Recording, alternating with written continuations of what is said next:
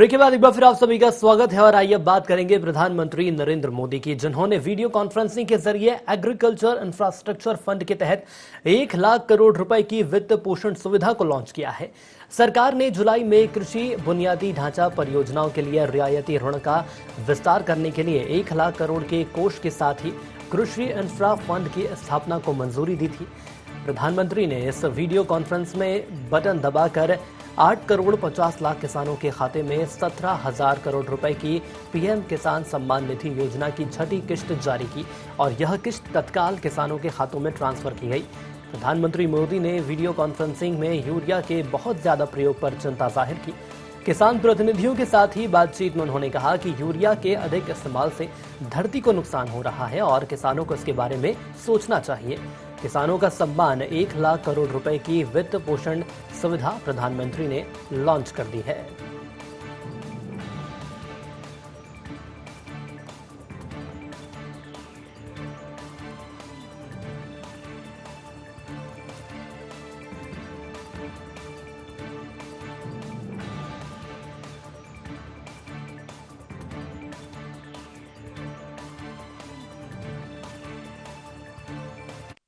कृषि से जुड़ी सुविधाएं तैयार करने के लिए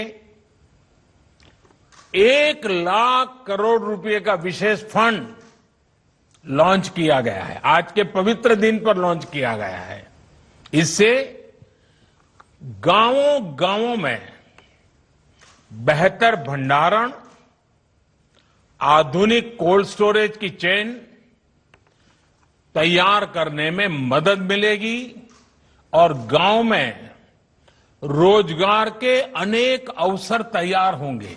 हर किसान परिवार तक सीधी मदद पहुंचे और जरूरत के समय पहुंचे, इस उद्देश्य में ये योजना सफल रही है।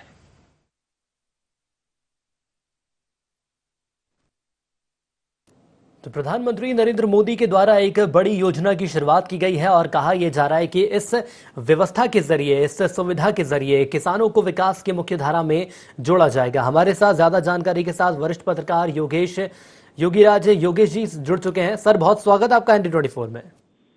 जी, थैंक यू। सर, मैं आपसे समझना चाहूंगा, यदि हम कोरोना काल की बात करते हैं तो कोरोना की मार तो खैर हर वर्ग पर पड़ी है, लेकिन हमारे देश की अर्थव्यवस्था कृषि आधारित है और ऐसे में किसानों को विकास की मुख्य धारा में जोड़ने के लिए केंद्र सरकार की ओर से बड़ा कदम उठाया गया है। कैसे देखते हैं आप वित्त पोषण सुविधा को? नहीं सुनील जी, देखा जाए तो एक बहुत बेनिफिशियल योजना लॉन्च की है नरेंद्र मोदी जी ने, और कोरोना काल में इसकी महती आवश्यकता महसूस की जा रही थी, खासतौर पर किसानों के लिए, क्योंकि किसानों के अभी जो कोरोना काल जो चला है और ऊपर से जो मौसम की मार हुई है, तो किसान एक तरह से डरा हुआ है, सहमा हुआ है।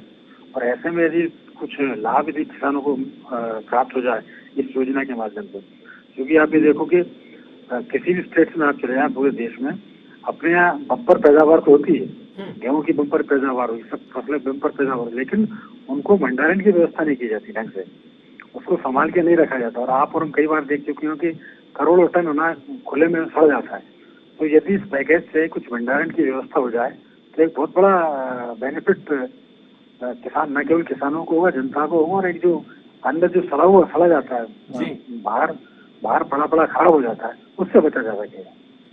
सर, तो क्या कुल मिलाकर ये कहा जा सकता है जो योजना शुरू की गई है कहीं ना कहीं इस महामारी के दौर में किसानों के लिए संजीवनी साबित हो सकती है? बिल्कुल, डेफिनेटली ये संजीवनी है। आप देखो, आप इतने 1 लाख करोड़ का जो उन्होंने पैकेज लॉन्च किया, बहुत बड़ा पैकेज होता है। अब केवल इसमें यही है कि इसका इम्प्लीमेंटेशन सही से हो जाए, क्योंकि मंशा बहुत अच्छी है सरकार की, किसानों को लेकर सरकार ने सोचा है, तो मंशा बहुत अच्छी है। अब केवल जिस उद्देश्य के लिए ये वित्त पोषण व्यवस्था लागू की गई, जो 1 लाख करोड़ का पैकेज दिया गया है, वो उसी मद में खर्च हो।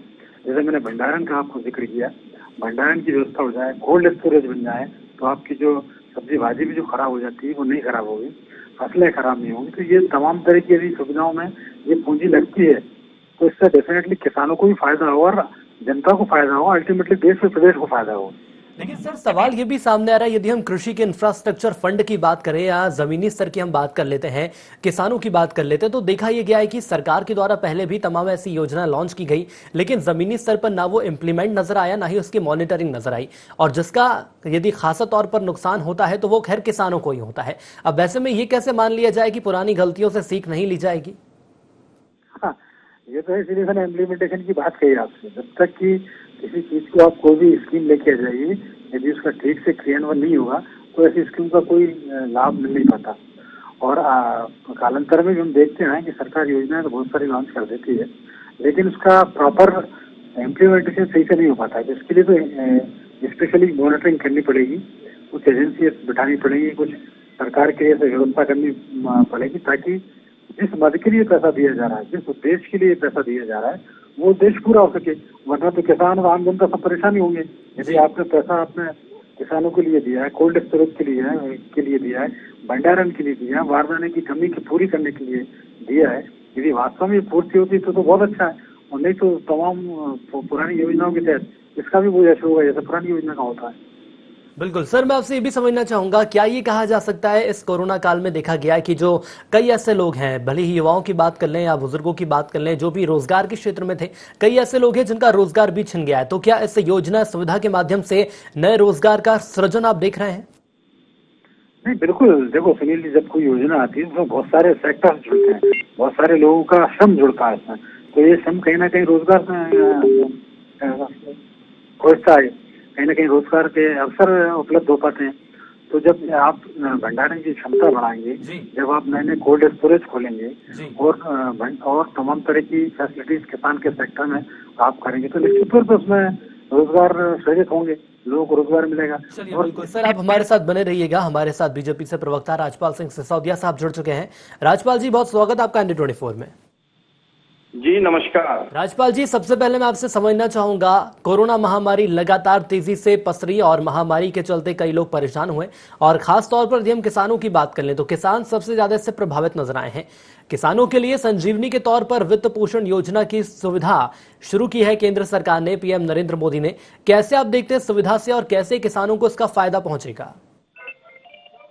मध्य प्रदेश सहित पूरे देश भर के किसानों का खेती का धंधा जो है वो लाभ में बदले जी।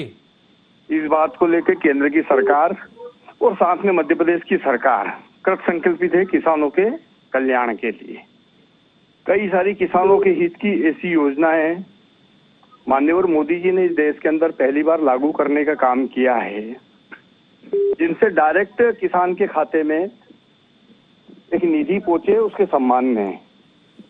आप देखेंगे कि पहले भी जब इस देश के अंदर अटल बिहारी वाजपेयी जी की जब सरकार बनी तो पहली बार फसल बीमा योजना अगर लॉन्च हुई और किसान क्रेडिट कार्ड योजना अगर लॉन्च हुई तो अटल जी की सरकार में हुई। उसके बाद में देश में प्रधानमंत्री मोदी जी ने जब कार्यभार संभाला तो उन्होंने प्रधानमंत्री फसल बीमा योजना में व्यापक परिवर्तन करके किसान के हित में उसको करने का काम किया जी।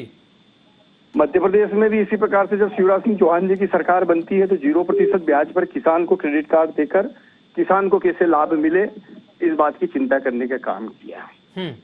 समय समय पे अभी भंडारण, विशेष करके ग्रामीण क्षेत्र में खाद्य प्रसंस्करण और भंडारण की क्षमता बढ़ाने के लिए जो जिस प्रकार के कार्यक्रम केंद्र की सरकार लेकर आई है, उन कार्यक्रमों से दीर्घकालीन रूप से कृषि लाभ में बदलेगी। कृषि का धंधा लाभ का धंधा होगा दीर्घकाल में। कुछ जो है तत्काल लाभ की योजनाएं भी है, जो किसान समृद्ध, किसान सम्मान निधि इत्यादि। तो ये योजना है कहीं ना कहीं किसानों की हित की योजना है, इनके व्यापक जो है इसका प्रभाव पड़ेगा। चलिए सर, आपने कहा कि व्यापक प्रभाव पड़ेगा, हालांकि इसमें थोड़ा वक्त भी लग सकता है। मैं रोकना चाहूंगा, कांग्रेस का पक्ष रखेंगे प्रवक्ता फिरोज सिद्दीकी साहब। फिरोज जी, बहुत स्वागत आपका इंडिया 24 में। जी धन्यवाद। फिरोज जी, कोरोना महामारी की बात की जा रही है, लगातार इस महामारी से हर वर्ग परेशान हुआ है, लेकिन यदि खासतौर पर किसानों की हम बात करें तो किसानों के सामने बेहद समस्याएं खड़ी हो गई। अब कहा यह जा रहा है कि वित्त पोषण योजना, जो कि प्रधानमंत्री नरेंद्र मोदी ने इसकी शुरुआत कर दी है, कहा यह जा रहा है कि इससे दीर्घकालीन किसानों को लाभ मिलेगा। कैसे देखते हैं आप इस योजना को? देखिए, जो पीएम सम्मान निधि योजना है 2000 रुपए की, कुल 6000 रुपए उसमें दिए जाते हैं, यानी 3.5 रुपए रोज उसमें एक किसान के खाते में आते हैं, एक परिवार के एक व्यक्ति के। और उसके बदले में 12 रुपए 10 दिन के अंदर में डीजल का रेट बढ़ा दिया, जिससे किसानों की जो इनपुट कॉस्ट है वो महंगी हो गई। अब जो वित्त पोषण योजना की बात कर रहे हैं, तो अभी 20 लाख करोड़ रुपए का जो पैकेज घोषित हुआ था 2 महीने पहले, कितने पैसे मिले? किसी की जेब में 20 रुपए आया क्या आया क्या? उसमें लोगों को क्या लाभ मिला? वो ये समझने की बात है कि उसमें लोगों को क्या राहत मिली। आपने लोन दिए हैं कुछ, तो ये भी योजना जो है सिर्फ एक जुमलेबाजी है, इससे ज्यादा कुछ नहीं है। कोई सरकार के पास कहा तो ये जा रहा है कि 8.5 करोड़ किसान हैं जिनके खाते में 17,000 करोड़ रुपए की जो किस्त है वो जारी की गई है। क्या इस बड़ी रकम को आप कम मानते हैं, या तो ये कहा जाए कि जमीनी स्तर पर ये रकम नजर नहीं आ रही है? 8.5 करोड़ किसानों के रूप में 17,500 करोड़, आप अगर इसको डिवाइड करके देख लीजिए कि पर किसान के खाते में क्या आया। किसान का मुद्दा ही ये नहीं है। किसान के मुद्दे हैं कि उसको उसकी लागत मूल्य मिलना चाहिए। जब से 2014 में मोदी सरकार आई है, तब से किसान लागत मूल्य के लिए परेशान है। किसानों की मांग लागत मूल्य है उसका। आप एक तरफ तो लागत बढ़ाते जा रहे हैं, डीजल महंगा कर दिया, जीएसटी महंगा कर दिया, किसान के इनपुट्स के ऊपर आपने पाइप पे, ट्रैक्टर पे, पेस्टिसाइड पे, सब पे महंगा कर दिया।